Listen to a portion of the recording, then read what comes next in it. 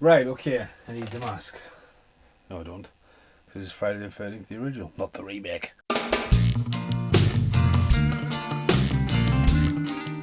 Okay, so last night I unboxed the Friday the 13th box set and I watched it, as I said I was going to do while I was editing. And I enjoyed it in the background. Obviously, I didn't analyse it. I had stuff to do, prioritising other stuff. And I was watching, I was like, right, this is quite good. I love the fact that the first person of the killer, who the killer's mysterious is. And yes, it was built on the foundation of it just having a name for the film with no script. Scariest movie ever. Set it somewhere cheap, set it nasty, but it's well executed as when it comes to a film. And obviously, look at Kevin Bacon came out of this movie, really. Anyway, so the gore deaths by Tom Savini are great. Little and few. The one I didn't really like was the axe to the face. Like the axe hits the light swings, and she suddenly just falls into frame. You think that she's a bit late. Maybe I watched a bit too much wrestling, but it's a bit too late. You know, whack, axe, dead, wall. Just a bit of a delay. Acting's all right. I love the score. The score's different. Weirdly chilly. The ending, as everyone knows, the iconic ending with the surprise of Carrie, like Jason coming out using that ending. But then, obviously, Neil Marshall borrowed years ago where we don't know what's really happening. Did she get out? Is she dead? Is it a ghost? It's like, go one way or the other. I'm criticising on that. But again, I love the first person stuff. I love the bit where they're walking around in the cabins and it pans up and you can see the phone line cut. Little stuff like that. It's really good. Location looks really good. As again, like the first person, like the kills, like the blood, like the gore, those slow motion bits, you know. Cheap horror movie that over 30 years later still stands out strong, you know. Betsy Palmer, even though she comes off as a right diva in all the interviews I've seen of her, and only had like 15 minutes of the movie, she's quite good. It's got some quite good effects in the fight at the end. Yeah, but not really shock horror.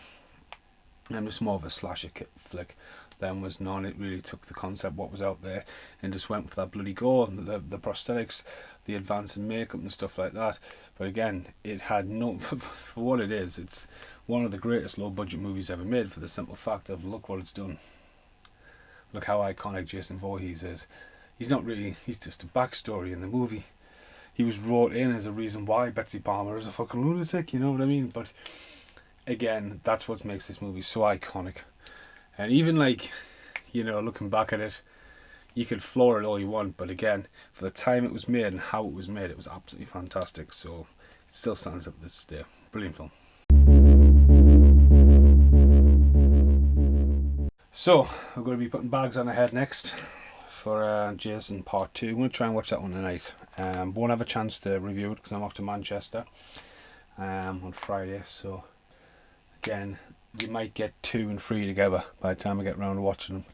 But yeah, just on the background, started watching the comedy last night where the comedy was the comedy was really fucking interesting, but it was also annoying as fuck, right?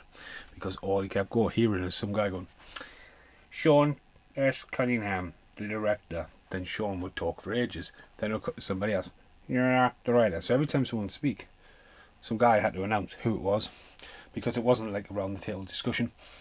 It was sort of like someone's painfully had to sit through, like, cut up someone's audio of like maybe 4 or 5 different people doing a podcast, almost comedy. So yeah, I didn't watch any of the extra features. The DVD just started playing. It doesn't have a generic menu screen. It's weird as well because it's the Blu-ray I watched. So you get like all the font going on, and then you got Jason standing with his chain.